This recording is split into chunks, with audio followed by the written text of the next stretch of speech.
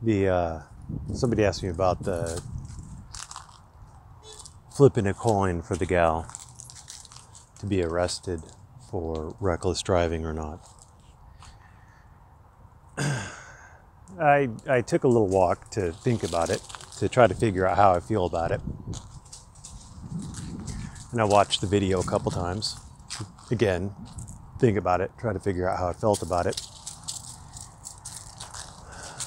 And I think I've come up with how I feel about it. I'm not a huge fan of outrage for the sake of outrage. If you watch the video, somewhere around the 3-minute mark, prior to the coin flip application being turned on, the officer whose body cam is recording, the officer who made the initial stop, says, "I think I'm going to get her for reckless," or something very close to that. Not saying that she is going to get her for the reckless, but she's thinking she's going to, which is an acceptable thing to do. We are pretty sure that the gal was speeding. The gal seemed to know that she was speeding. She was making lame excuses about being late for work instead of just shutting her pie hole, which you always should do when talking to the cops. Shut your pie hole. Hand over your ID since you've been pulled over, but shut your pie hole. So we're pretty sure that it was she was speeding. Police officers have a lot of discretion on whether or not they're going to actually ticket you or not. If it is something like where they can get you for reckless, then that's a discretion call. They can decide to arrest you for it or not. They get to make that choice. I don't think anybody wants that left in the hands of something as arbitrary as a coin flip application. We would prefer that the officers make good, sound, solid decisions based on their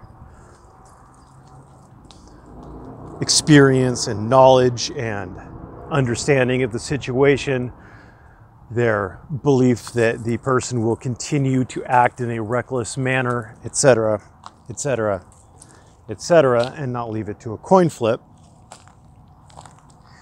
So, like I said, about 3 minutes and 6 seconds, somewhere around in there, she says that she believes that she's going to get her for reckless. Then the coin flip application comes out. Her friend pulls out a coin flip application for her phone, and then she assigns heads to be arrest, tails to be release.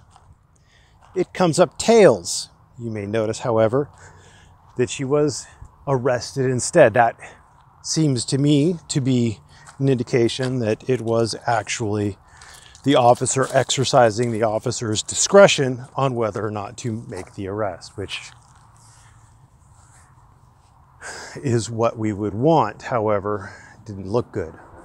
Didn't look good. There was the moral outrage train, and so the officer lost her job. Now, should she have been able to keep her job? I don't know. I don't really care. I have no personal attachment to this officer. I don't know how she was good in other aspects of her performance. I don't know if she had other disciplinary issues or anything like that. Do I think she should have been arrested for being flippant in her car out of earshot of the arrested young lady? No, I don't. I'm all about free speech. Oh my God, it's almost like I'm consistent in my application. Yes, even police officers get free speech.